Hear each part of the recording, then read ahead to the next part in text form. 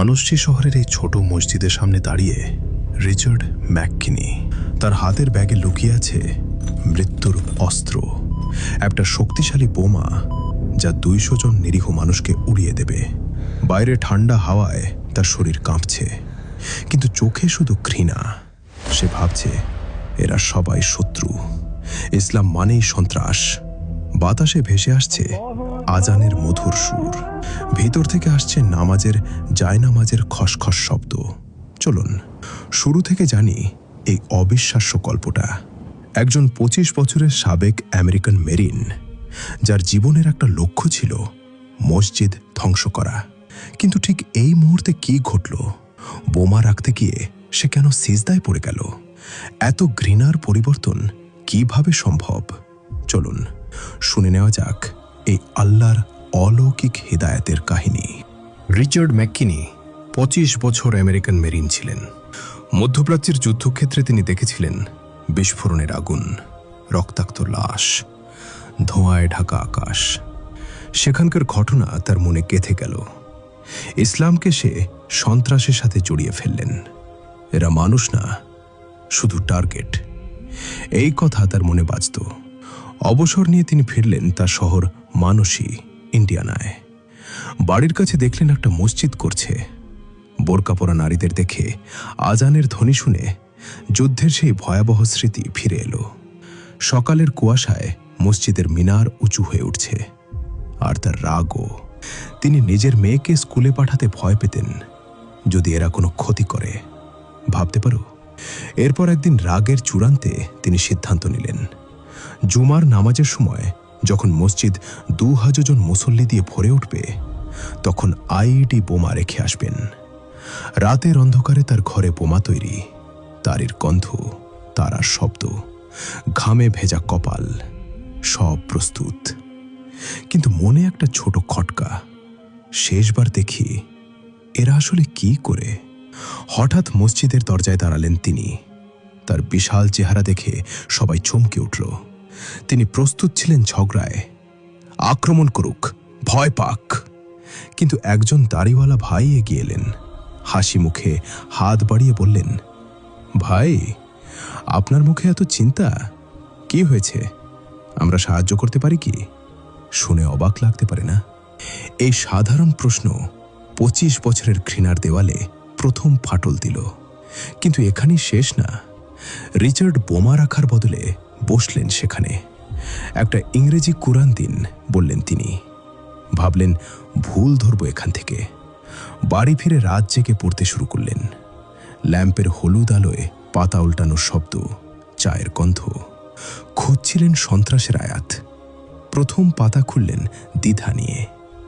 কিন্তু যতই পড়তে লাগলেন, ততই বিস্মিত হতে লাগলেন। তিনি পড়লেন সূরা বাকারা, আয়াত 256। দ্বীনের ব্যাপারে কোনো জোর জবরদস্তি নেই। তিনি ভাবলেন, যে ধর্ম জোর করে না, সে ধর্ম সন্ত্রাসী কিভাবে হয়? সূরা মায়দা, আয়াত 35। যে একজন মানুষকে হত্যা করল, সে যেন সমস্ত মানবজাতিকে হত্যা করল।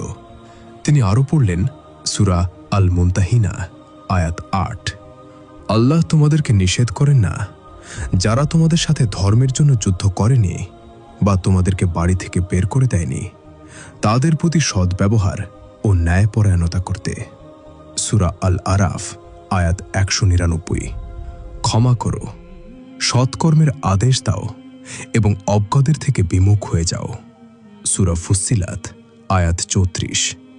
ভালো কাজ খারাপ কাজ সমান নয়, তাই খারাপের প্রতিদ্বন্দ্বিত্বে ভালো দিয়ে প্রতিরোধ করো।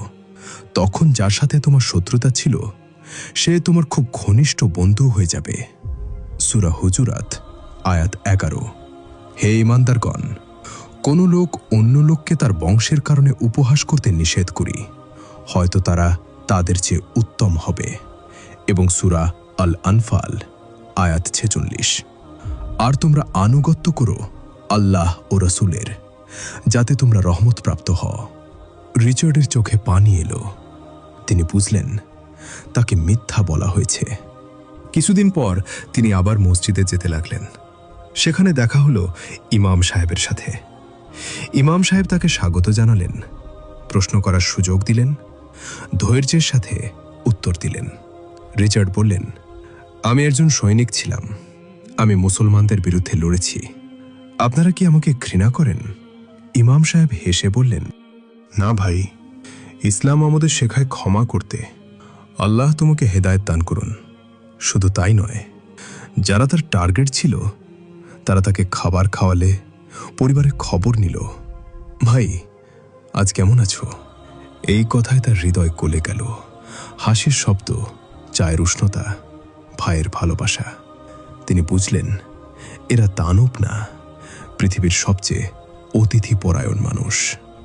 রিচার্ড পড়াশোনা চালিয়ে গেলেন মাসের পর মাস। তিনি পড়লেন নবী মুহাম্মদ সাল্লাল্লাহু আলাইহি ওয়াসাল্লামের জীবনী, জানলেন তার ক্ষমা, দয়া, বিনয়ের কথা। জানলেন তিনি শত্রুদেরও ক্ষমা করে দিয়েছিলেন, এতিমদের, গরিবদের, মহিলাদের অধিকার দিয়েছিলেন 1400 বছর আগে, যখন পুরো পৃথিবী অন্ধকারে ছিল। রিচার্ড বুঝলেন, এই ধর্ম সত্যিকারের শান্তির ধর্ম। তিনি নামাজ শিখলেন, প্রথমে লুকিয়ে, কারণ তার পরিবার, বন্ধুরা কি বলবে সেই ভয়ে। কিন্তু একদিন তিনি সিদ্ধান্ত নিলেন। 8 সপ্তাহ পর ইমাম সাহেবের সামনে দাঁড়িয়ে রিচার্ড কাঁদতে কাঁদতে বললেন, আমি আর পারছি না, আমাকে মুক্তি দিন। আমি বোমা বানাতে চেয়েছিলাম এই মসজিদের জন্য। সবাই চমকে উঠল, কিন্তু তারা তাকে জড়িয়ে ধরল। তিনি শাহাদা পড়লেন, লা ইলাহা ইল্লাল্লাহ মুহাম্মাদুর রাসূলুল্লাহ। যে হাতে বোমা ছিল তা আজ দোয়ায় উঠল। এই গল্প আমাদের কি শেখায়? ঘৃণা আর অজ্ঞতা কিভাবে মানুষকে ধ্বংসের দিকে নিয়ে যায়, কিন্তু আল্লাহর রহমত আর ভালোবাসা সব বদলে দিতে পারে। রিচার্ডের মতো আমরাও কি কখনো ভুল ধারণায় আটকে থাকি? আমাদের সমাজেও কি ঘৃণার ছায়া নেই? হিদায়াত আল্লাহর হাতে। আমরা শুধু দরজা খুলে রাখব, ভালোবাসা দিয়ে সবাইকে স্বাগত জানাবো। তওবার দরজা কখনো বন্ধ হয় না যদি আমরা সত্যি চাই। আমরাও কি আজ ঘৃণাকে ভালোবাসা দিয়ে জয় করছি, নাকি বাহ্যিক রূপ দেখে বিচার করছি? এই গল্প আমাদের মনে করিয়ে দেয়, আল্লাহর রাসূল সাল্লাল্লাহু আলাইহি ওয়াসাল্লাম বলেছেন, কাউকে তার চেহারা দেখে বিচার করো না। বন্ধুরা, রিচার্ড ম্যাককিনির এই সত্যি কাহিনী যদি আপনাদের ভালো লেগে থাকে, যদি আল্লাহর হিদায়াতের এই অলৌকিকতা হৃদয় ছুঁয়ে যায়, তাহলে ভিডিওটা লাইক করুন। দেখা হবে আগামী ভিডিওতে। আসসালামু আলাইকুম ওয়া রাহমাতুল্লাহি ওয়া বারাকাতুহু।